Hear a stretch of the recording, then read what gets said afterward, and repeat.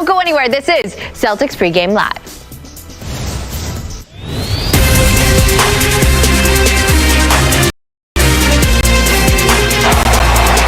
That's great hustle and athleticism by Jaylen Brown. Kemba again quickly into the forecourt. Accelerates it, finds Williams for two. Tatum off the bounce, takes a three, buries it. Big time shot by Jason Tatum.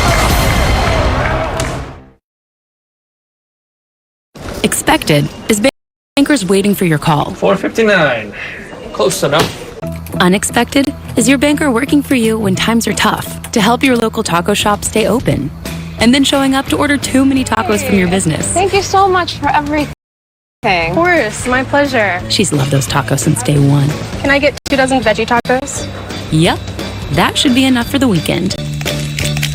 Helping the smallest businesses in our communities. TD Bank, unexpectedly human.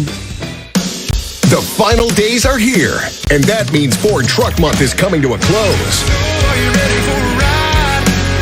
It's your last chance to get a great deal on Ford Ranger, Ford Super Duty, and the all-new 2021 Ford F-150.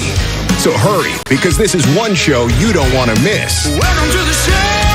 Don't miss out on leasing F-150 for $289 a month. Just $289 for the all-new F-150 during the final days of Ford Truck Month.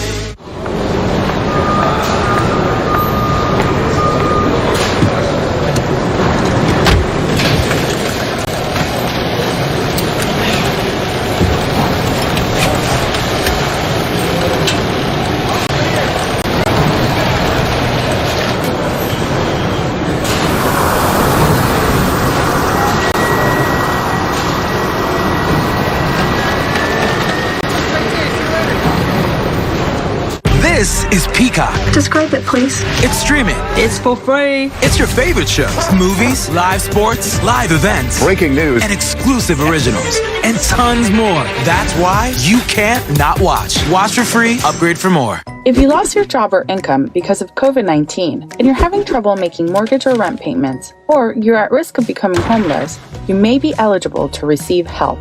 Massachusetts offers emergency programs that can significantly assist low-income households with overdue or future housing costs. But temporary protections from eviction are scheduled to expire soon, so you must act quickly. Get in touch with your regional agency today to learn more about available programs before it's too late.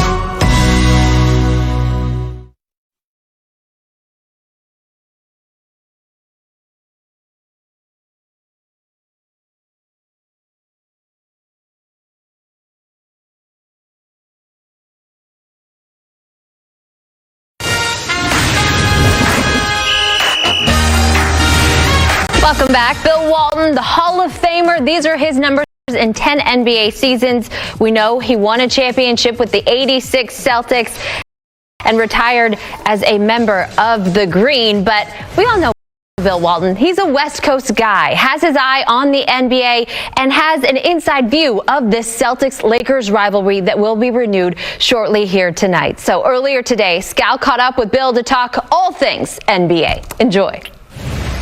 I'm here with Bill Walton. And Bill, this is a great day. Celtics, Lakers, Scal, Mike Gorman. Here we go. I'm ready to play. This is what we live for. The rivalries, the big games, and the fate of the known world in the balance. Let's go. What was it like going into a Celtic-Laker game? It was fantastic. It's what we dreamed of all the time. Celtics, Lakers, Celtics, Philly. That's what brought me into the love of the NBA. Bill Russell's my favorite player ever. And whenever he had to go against Wilt, and whenever he had to go against Jerry and Elgin, it was just incredible. Oscar the same way. Bob Pettit the same way. And all these phenomenal players head to head.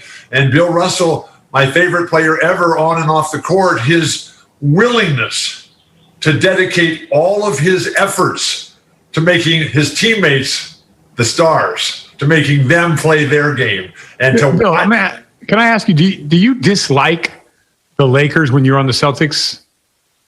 We disliked everybody.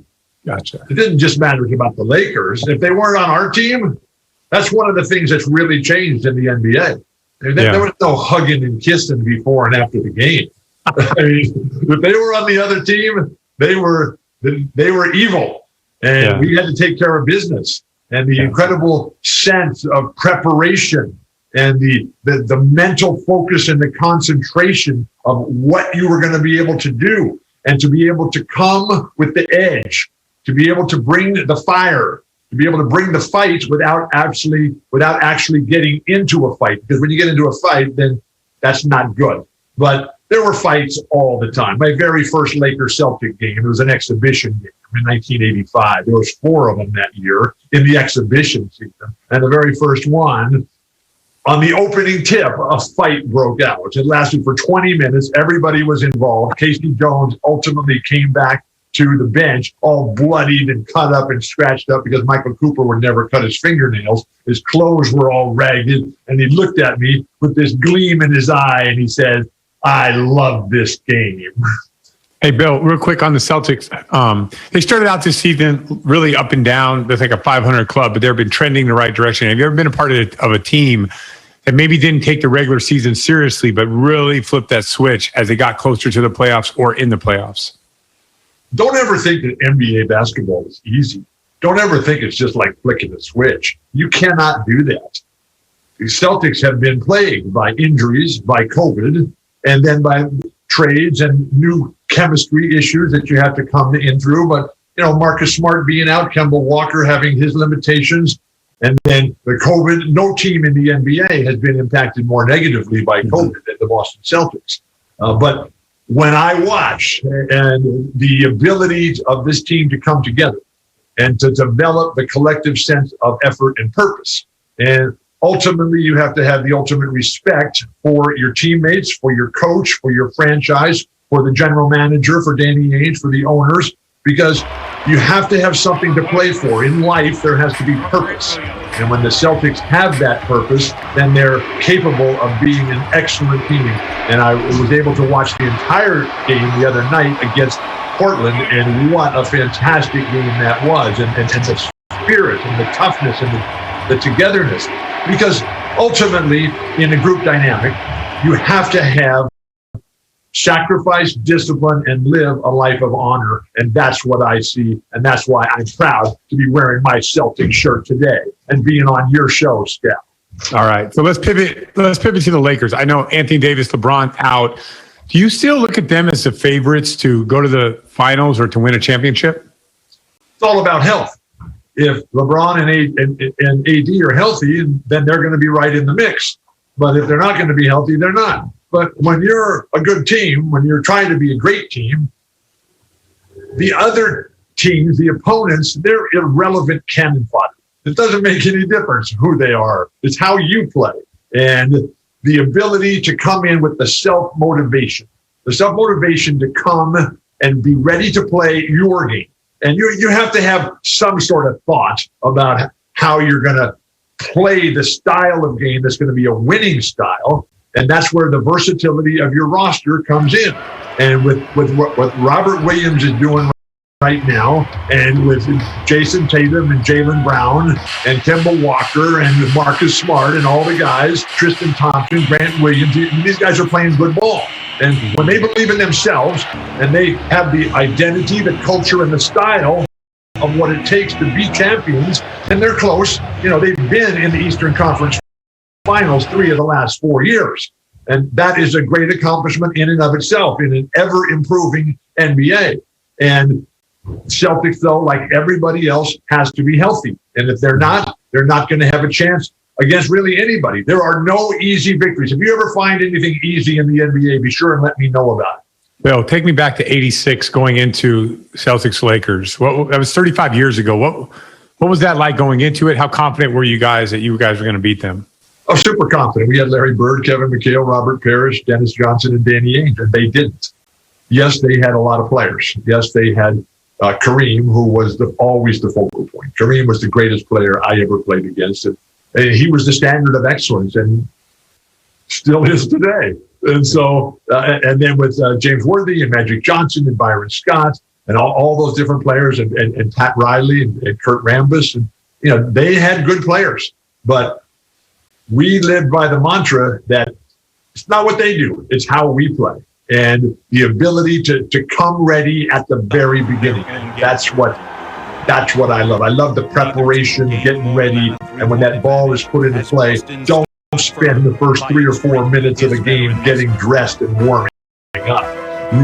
You want to be coming out there lathered up and going from the opening tip and set the tempo, because one of the elements of leadership that comes into play right here is define the terms of the conflict, make them play your game. And you have to identify what their skill set is, what their goals are, and then you have to deny those while you're spending 99.9% of your efforts on what you're going to do. And to be able to establish yourself, to be able to come out and get what you want, where you want, and when you want it. Hey, Bill, we're going to talk a little bit about Tommy Heinsohn right now. First, remember Tommy as a player for me and your memories of Tommy as a player. Mobile, a shooter, a scorer, 15 to 17 foot hook shots, moves, graceful, over the court, great touch, fierce competitor, knew how to play the mathematical aspects, the creative art aspects of competitive sports, to be in the right position, to be in the right place at the right time, and most importantly, to have the right teammates and the right coach. And so here he was. And, Tommy, I was able to witness Tommy's transition in life from the player to the coach and the businessman, the basketball manager, leader of the franchise, face of the franchise, and then to the broadcaster. And as all great champions, he was able to succeed immeasurably, incalculably at every level. And he was so much, and there was a Lakers-Celtic game in Boston one night, and Tommy was just on fire like rarely he ever was before. There was so much heat coming off of Tommy. And so he was just calling out everybody, from David Stern to Jerry Buss to Kareem to Wilt to Jerry to Elgin, line them up, and he was calling them out. And the Celtics were playing great. And the Lakers couldn't get anything done. And so I'm on the phone. I'm at home in San Diego watching this game. And so I'm calling Larry and Kevin and Chief and Scotty and Jerry and Rick Carl. So you guys got to turn on the Celtic game because Tommy is laying it out right now. And we just love that guy. There's really nothing like being part of a truly special team. We had that. And this current Celtic team, they have a real chance to get there as well if they believe in themselves, if they trust themselves, if they develop the level of camaraderie that it takes. And ultimately, what you have to do to win games is that your best players, Jaylen Brown and Jason Tatum, they have to outplay the other team's best players. And it's not doing it by yourself. It's not just playing by yourself, but the way you play with your teammates. And I think that the great teams in history are the best at that, because there's only Kareem, there's only LeBron, there's only Michael, a couple of guys, Larry, but even Larry, as great as Larry was, the way he used his teammates, the way we tried to help him all the time, and we were joyous. We were joyous when he was on fire, and we would do everything we could to help him. And when this current Celtic team buys into that on an every moment basis. Saturday, May 15th at Mohegan Sun in Connecticut. We bring Perk back in here now. Perk, did KG call you? Did he even ask you to present him? You know what? He didn't, and I don't have a problem with it, right? Because Isaiah Thomas was a mentor to Kevin Garnett and is one of his favorite players, one of his favorite people of all time. And just a quick backstory on how they met. We all know that, I don't know if everyone know that KG was born in South Carolina. A situation happened where him and his sister were left at a doorstep of a police station. They were born and raised in Chicago, right? In Chicago, Illinois. They stayed above the police station in a one-bedroom apartment with a studio, shall I say. And Isaiah Thomas was one of the few that discovered Kevin Garnett. And when I say discovered him, in Chicago, they all used to go and hoop at the gym with Michael Jordan's training. It don't ring a bell to me right now. Wherever Jordan used to be at in the gym they used to play. KG was in high school, and Isaiah Thomas said, come on in here. And he brought him to the gym. KG went in there and killed. And Isaiah Thomas was the first person to give KG hope of coming out of high school. He told everyone in the gym that Kevin Garnett was going to be a pro. Is going to go out of high school. And ever since then, their relationship, their brotherhood has been unacceptable. And I have the utmost respect for Isaiah Thomas. He's also a mentor of mine right now. And I love it that KG chose him. And I have zero complaints. Just know, Abby, I will have a front seat at the Hall of Fame induction. I'll be there supporting my brother with good faith and full of happiness. Perk, I did not know all of that about KG, and I do hope if you come to this ceremony in May that you will be in studio for one of our shows around there. The Celtics close the season on May 16th. But going back to Isaiah, you said he's a mentor to you. He has served as a mentor to Jaylen Brown as well, going through the draft process and signing his first rookie contract.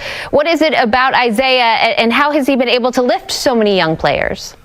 Well, the thing is, that's the key. Young players, the next generation after him. He does a great job of embracing the younger generation. He also does a great job of giving flowers to the younger generation. Me in particular, when I stepped into the media world, Isaiah Thomas, through a mutual friend that KG, Isaiah Thomas, and myself all go to, is our backbone. We call him. His name is Richard Gray. We all go to him. He is our backbone. He does everything for us under the radar, right? And Isaiah Thomas served a great purpose for me in the media world. He taught me the ins and outs. He taught me to be myself. He said, Perk, just go out there and be authentic and just talk basketball. When you look at what he's doing for Jaylen Brown, he's a guy that wants to embrace that role of being a mentor. He wants to be the guy that shows the younger generation, and especially in the African-American community, Abby, how to lead the right way. And just having a great do that with all the bad stories you hear about him in the past, just because of his competitive nature, he has a great soul, a great heart, and he's a wonderful human being. Interesting. I'm learning so much tonight. Perk, if you could present KG, what would you have to have? What would be in your speech talking about Kevin Garnett? I would have to be tough. He wouldn't want me to get emotional, right? Really? And no, he wouldn't. He hates when I get emotional. He always be like, bleep, bleep, bleep. I ain't raised you like that. Go ahead, you soft, you sweet, you creamy in the inside, all that, right? So I would have to be tough about it. Okay. Be like, hey, man, I have to joke along like I joke with him like I do about him winning my Defensive Player of the Year award, which sometimes I really don't be joking, okay, Abby, but here it is. KG is a guy that he hates getting sensitive. He don't like the sensitivity. He don't like drama. So he want to smile. So I would have to figure out a way to tell jokes. And if my jokes are not funny, he won't laugh. So he will embarrass me. So I'm glad. I'm kind of happy that I'm not presenting him that award. He's a tough cookie. That's the first time, Perk, I've ever heard you say you don't want that smoke. You need that. You got it. I will say, though, that KG would never want me presenting him. I cry at the drop of a hat. Diaper commercials, I'm gone. So you are better than me there. We will turn our attention back to the Celtics and Lakers coming up. Tristan Thompson knows what it's like to share a locker room with Perk.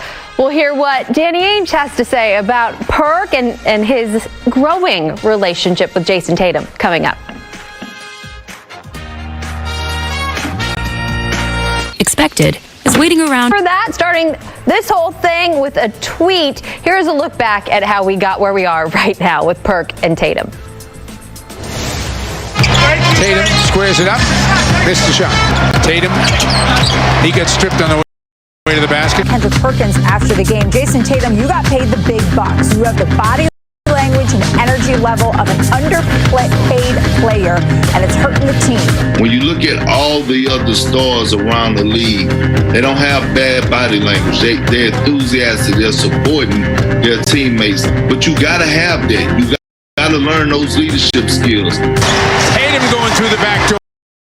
Tatum again deep. Got it. Tatum is heating up.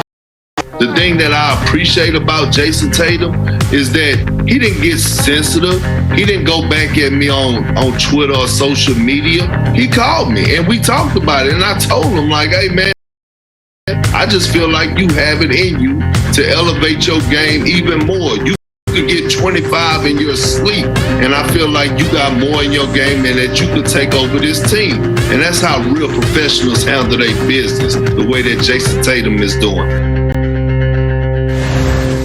As he was after that tweet initially came out, Perk was the talk of Boston, especially when you look at sports media. And so it's not surprising that Celtics president of basketball operations, Danny Ainge, was asked about Perk, this phone conversation, and this entire situation together this morning on Toucher and Rich. Take a listen to what Danny had to say. I love Perkins. I love the fact that, more than anything, I love the fact that Jason Tatum, picked up the phone and called Perk. That's good that they have that connection. I know that Perk only cares for Jason's success. I think that there's players available. And I also know that players in our league now, they're listening to other players. Kobe has been a big mentor for Jason Tatum. There's been a lot. And I like the fact that Jason listens. Jason Tatum is a listener. He wants to be great. He's always wanted to be great. He will seek out those that can help him. Sounds like he was seeking out Perk and wanted genuine feedback from what Perk was saying about him that he didn't like. Ideally, in an ideal world, I wish these guys would turn off their phones and not listen to the radios. I'm certainly not dismissing the feedback that players receive, but I'm also not giving them all the credit for a player's play, because Jason Tatum's been on a roll for 4 years. Back now with the man of the hour and Kendrick Perkins, along with our insider, Chris Forsberg. Perk, did Danny send you any messages, smoke signals? Was he the one asking you to maybe do a little poke on Jason Tatum, or did he have something to say afterwards? No, he didn't at all. He didn't even talk to me about the team. Actually, when Danny called, we talked about things that's happening in the world. He saw some of my comments that I made on ESPN, and we talked about things that are happening around the world for about an hour and a half. He didn't once mention about the situation with Jason Tatum. And here's the thing, right, Abby and Chris, is that I'm a guy that the same things that I say in the media now as an analyst, I was saying those same things in the locker room.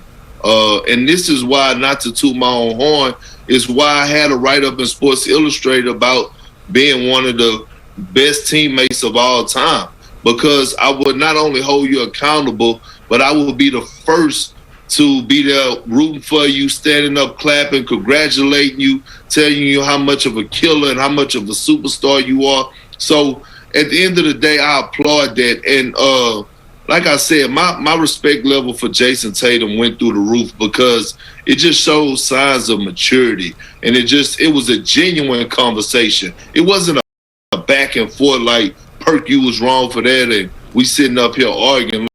Like, it actually was a smooth conversation. And I'm not trying to take